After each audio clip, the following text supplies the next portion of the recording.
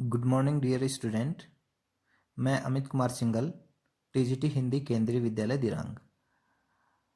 प्रिय विद्यार्थियों, हमने कक्षा 10 में क्षितिज भाग 2 में राम लक्ष्मण परशुराम संवाद, जो कि तुलसीदास द्वारा रचित है, वो पाठ पढ़ा था।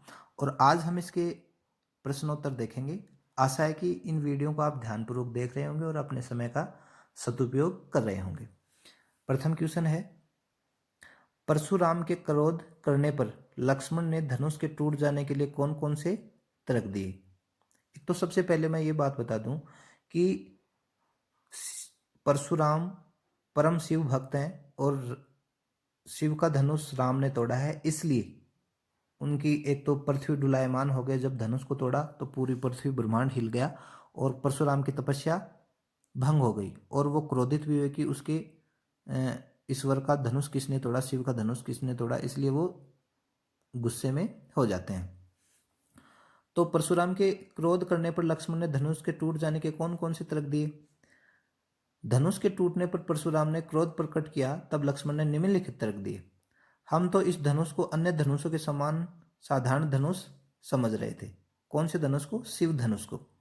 श्री राम ने तो इसे नया ही समझा था। यह धनुष तो श्री राम के छूने मात्र से ही टूट गया, इसमें उनका कोई दोष नहीं है। हम धनुष को तोड़ने में लाभ हानि को नहीं देखते, यानी धनुष तोड़ा है तो हमने ये नहीं देखा कि इसमें क्या लाभ होगा और क्या हानि होगी, और इसमें श्री राम का कोई दोष नहीं है। ये इसको तो ये तो छूते ही टूट गया, यानी इसको टच करने से ही ये टूट गया। परशुराम के क्रोध करने पर राम और लक्ष्मण की जो प्रतिक्रियाएं हुई, उनके आधार पर दोनों के स्वभाव की विशेषताएं अपने शब्दों में लिखिए। परशुराम के क्रोध करने पर, जब परशुराम क्रोध करता है तो इसमें राम की विशेषताएं और लक्ष्मण की विशेषताएं अलग अलग हैं। सबसे पहले हम राम की विशेषताएं देखेंगे और उसके बाद में लक्ष्मण के स्वभाव की विशेषताएं देखेंगे। राम विनयशील है, यानी एकदम विनम्र स्वभाव के हैं। उन्होंने स्वयं को परशुराम का दास बताया है। नाथ सम्मु धनु भंजिन हारा, होई कोई दास एक दास तुम्हारा। ये देखो, नाथ सम्मु धनु भंजिन हारा, होई कोई एक दास तुम्हारा, यानी हे नाथ, तुम्हारा ही कोई एक, शिव को धनुष को तोड़ने वाला तुम्हारा एक कोई दास होगा। तो राम ने क्या बताया है? परशुराम का स्वयं को परशुराम का दास बताया है।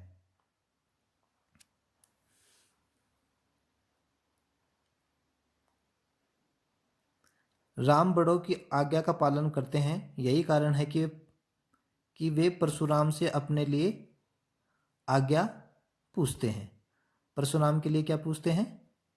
आज्ञा पूछते हैं। राम अत्यंत धैर्यवान है, वे परशुराम के क्रोधपूर्ण बातों को अत्यधिक धैर्यपूर्वक सुनते हैं और सहते रहते हैं। राम क्या है? धैर्यवान है और परशुराम के क्रोधपूर्ण बातों को अत्यधिक धैर्यपूर्वक सुनते हैं और सहते हैं। वे मृदुभाषी हैं, यानी मीठे बोलने वाले हैं। उन्होंने लक्ष्मण को शांत रहने का निर्देश दिया है। किन्होंने? राम ने। अब लक्ष्मण के स्वभाव की क्या विशेषताएं हैं? लक्ष्मण वीर और साहसी हैं, यानी वो परशुराम से नहीं डरते हैं। लक्ष्मण की भाषा में व्यंग्य का समावेश है। व्यंग्य किस पे करते हैं? परशुराम पे व्यंग्य करते हैं। लक्ष्मण का स्वभाव निडर है, वे परशुराम के क्रोध और फरसे से आतंकित नहीं होते हैं। लक्ष्मण व्यंग्यपूर्ण हंसी हंसते हैं। और जबकि राम क्या है? अत्यंत धैर्यवान है, वे किसी भी प्रकार के अन्याय को सहन नहीं कर पाते। कौन? लक्ष्मण। प्रश्न नंबर 3 है, लक्ष्मण और परशुराम के संवाद का जो अंश आपको सबसे अच्छा लगा, उसे अपने शब्दों में संवाद शैली में लिखिए।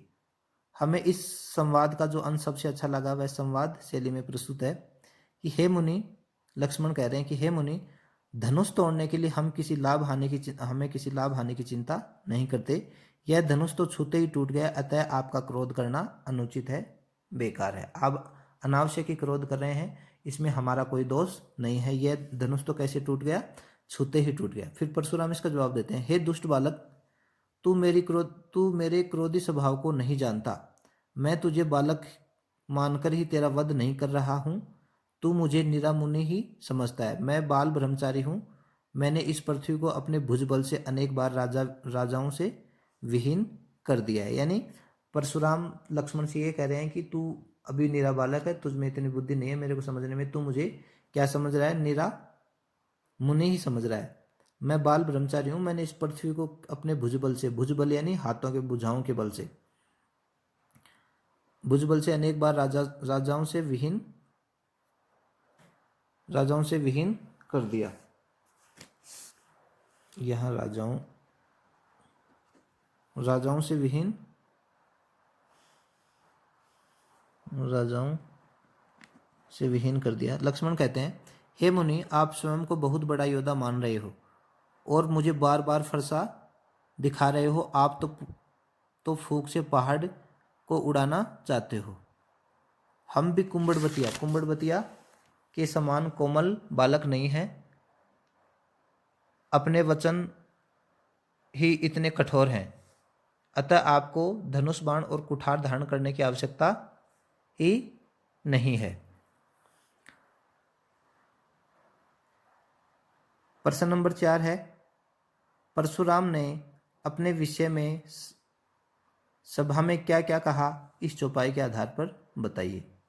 बाल ब्रह्मचारी अति कोही, विश्व विदित क्षत्रिय कुलद्रोही। यानी पूरा संसार जानता है कि मैं क्षत्रिय कुल का द्रोही हूँ, यानी विरोध करने वालों, मारने वालों। भुजबल भूमि भूप बिनु कीनी, अपने भुजाओं के बल से इस भूमि को, भूप यानी राजा, राजाओं के बिना कर दी। विपुल बार महीन देव दीनी, और अनेक बार इसको ब्राह्मणों को दान कर दी। सहस बाहु भुज छः दिन हारा, परशु बिलो की महिप कुमारा। सहिस बाहु भुज छः दिन हारा, ये परसा कैसे है, सहस बाहु की भुजाओं को काटने वाला है। परशु बिलो की महिप कुमारा, परशु राम ने वो फरसा हाथ में लेके किसकी तरफ देखा, लक्ष्मण की तरफ देखा। मातु पितु जाने सोच बस करसी महिष किशोर, गर्भन के अब्रक दलन परशु मोर अति घोर। कि तुम अपने माता पिता को सोच में डालने वाले हो, ऐसा काम कर रहे हो। ये फरसा कैसा है, गर्भ में भी क्या कर देता है, बच्चों का दलन कर देता है, मार देता है, गर्भस्थ स्त्रियों को भी मार देता है। परशुराम ने अपने विषय में गर्वोक्ति करते हुए कहा, मैं बाल ब्रह्मचारी हूँ और अत्यंत क्रोधी स्वभाव का हूँ। सारा विश्व जानता है कि मैं क्षत्रिय कुल का द्रोही हूँ। मैंने अपनी भुजाओं के बल पर इस पृथ्वी को अनेक बार राजाओं से रहित करके ब्राह्मणों को दान कर दी। किसको दान कर दी, ब्राह्मणों को दान कर दी। मेरे फरसे ने सहस्र बाहु का छेदन यानी वध किया था। मेरा फरसा बड़ा भयानक है, यह गर्भस्थ शिशुओं तक का वध कर डालता है। गर्भस्थ यानी जो गर्भ में पल रहे बच्चे हैं, उनका भी क्या करता है, वध कर डालता है, मार डालता है। प्रश्न नंबर 5 है, लक्ष्मण ने वीर योद्धा की क्या क्या विशेषताएं बताई है। वीर योद्धा युद्ध भूमि में करनी करते हैं, वे वीरोक्तिपूर्ण कार्यों के माध्यम से अपना परिचय देते हैं। यानी लक्ष्मण उसे चिढ़ा रहे हैं कि जब तुम्हारे में इतनी वीरता है तो तुम लड़ाई क्यों नहीं करते, तुम अपना परिचय क्यों दे रहे हो, अपनी बड़ाई क्यों खुद कर रहे हो। वीर योद्धा अपनी वीरता का बखान अपने मुंह से नहीं करते, वे वीरता की डींग नहीं हाका करते। वीर तो क्या करते हैं, सिर्फ वीरता ही दिखाते हैं, वो कहते नहीं कि मैं वीर हूँ, मैं वीर हूँ। वीर अत्यंत धैर्यवान और क्षोभ रहित होता है। वीर क्या होते हैं, धैर्यवान होते हैं। और यहाँ परशुराम क्या है, धैर्य खो बैठा, वो बहुत गुस्सा है, क्रोधित है। वीर योद्धा अपशब्द नहीं बोलते हैं। और जबकि परशुराम क्या कह रहा है कि ये तू दुष्ट बालक है, तू कुबुद्धि है, तुम मेरे फरसे से मारा जाएगा। जबकि परशुराम को ऐसा नहीं बोलना चाहिए था, अगर वीर था तो। वीरों की पहचान नहीं है। प्रश्न नंबर 6 है, साहस और शक्ति के साथ विनम्रता हो तो बेहतर है। इस कथन पर अपने विचार लिखिए। साहस और शक्ति दोनों सद्गुण हैं, विनम्रता भी एक अनुकरणीय गुण है। साहस और शक्ति क्या है, दोनों सद्गुण है। विनम्रता भी एक अनुकरणीय गुण है। प्राय साहस और शक्ति का प्रदर्शन करते समय विनम्रता पीछे छूट जाती है। इस साहस और शक्ति का विरोध मान लिया जाता है, लेकिन वास्तविकता इसके विपरीत है। साहस और शक्ति तभी प्रशंसनीय गुण बनते हैं कब, जब उनमें विनम्रता का पुट हो। राम के चरित्र में इन तीनों गुणों को देखा जा सकता है। राम में कौन कौन से गुण हैं, विनम्रता साहस और शक्ति को उदंड बनने से रोकती है, जब किसी का साहस विनम्रता की सीमा लांघ जाता है तब वह दुस्साहस होता है। यानी जिसमें साहस होता है लेकिन वो विनम्रता की सीमा लांघ जाता है तो वो क्या कहता है, दुस्साहस होता है। प्रश्न नंबर 7 है, बिहसु लखनऊ बोले मर्दुबानी, अहो मुनिस महाबटमानी, पुनि पुनि मोहि दिखाओ कठारू, चैत उड़ाए फूकी पहाड़ू। बिहसी लखनऊ, बिहसी यानी हंसकर, लखनऊ बोले मर्दुबानी, लक्ष्मण ने मीठी वाणी में क्या कहा। इन पंक्तियों का भाव स्पष्ट। इन पंक्तियों का भाव यह है कि लक्ष्मण ने हंसकर मुनि परशुराम को व्यंग्योक्ति की, व्यंग्योक्ति यानी व्यंग्य क्या, टोंट कसा कि आप स्वयं को बड़ा भारी योद्धा समझने का भ्रम पाले हुए हैं, अतः मुझे बार बार फरसा दिखाकर डराने का प्रयास कर रहे हो। आपका यह प्रयास पहाड़ को फूंक से उड़ाने का प्रयास है, अर्थात व्यर्थ है। यह असंभव, यह प्रयास असंभव है, अतः निष्फल हो जाएगा। इहा कुंबड़बतिया को हु नाही, जे तर्जने देखी मरी जाही, देखी कुठारू सरासन बाना, मैं कहूं कहा सही तभी माना। इसका क्या अर्थ है?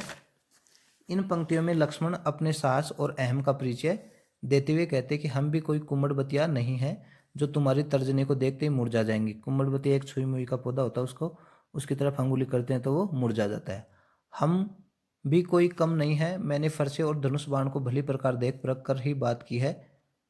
मैं आपसे किसी प्रकार कमतर नहीं हूं, मुझे कम आंकने की भूल मत करना। गादी सुनो, गादी का मतलब यहाँ विश्वामित्र से, गादी सुनो कह हृदय हसी हसी मुनि हरियरे सूज, अम अयमय खांड ने ऊख में अजून अबूझ। इन पंक्तियों में विश्वामित्र परशुराम की बुद्धि और समझ पर तरस खा रहे हैं। विश्वामित्र किसकी बुद्धि पर तरस खा रहे हैं? परशुराम की बुद्धि पर तरस खा रहे हैं। परशुराम को हरा ही हरा दिख रहा है, अर्थात स्वयं के बारे में बड़ी भ्रांति है। उन्हें राम लक्ष्मण की शक्ति का तनिक भी एहसास नहीं है। वे इन्हें क्षत्रिय यानी साधारण बालक समझने की भूल कर रहे हैं। जो परशुराम है बार बार फरसाद दिखा रहे हैं, बार बार चेतावनी दे रहे हैं, तो ये विश्वामित्र है मन ही मन में हंस रहे हैं कि इस मुनि को तो हरा ही हरा दिख रहा है, इन बालकों को ये साधारण बालक समझ रहे हैं।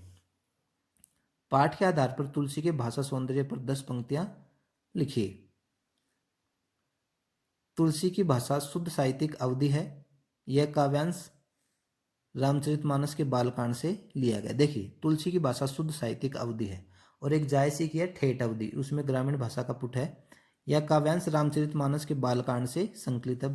रामचरितमानस में 7 कांड हैं, इनमें से जो प्रथम कांड है बालकांड, वहां से ये पंक्तियां ली गई हैं।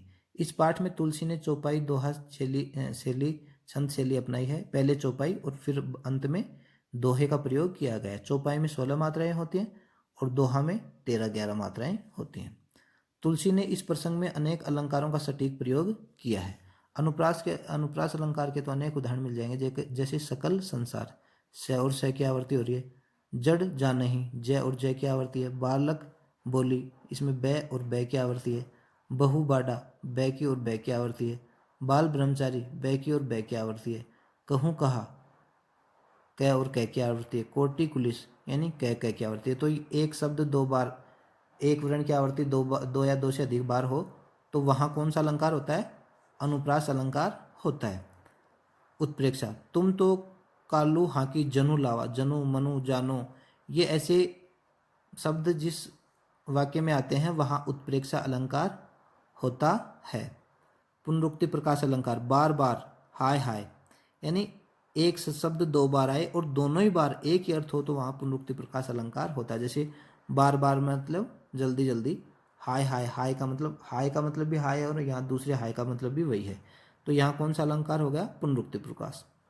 रूपक, रघुकुल भानु, रघुकुल रूपी भानु यानी सूर्यवंशी भानु, रघुकुल यानी राम के कुल का। तुलसी ने अनेक मुहावरों का प्रयोग किया है। प्रश्न नंबर 9 है, इस प्रसंग के व्यंग्य का अनूठा सौंदर्य है, उदाहरण के साथ स्पष्ट कीजिए। इस पूरे प्रसंग में लक्ष्मण के कथनों में व्यंग्य का अनूठा सौंदर्य झलकता है।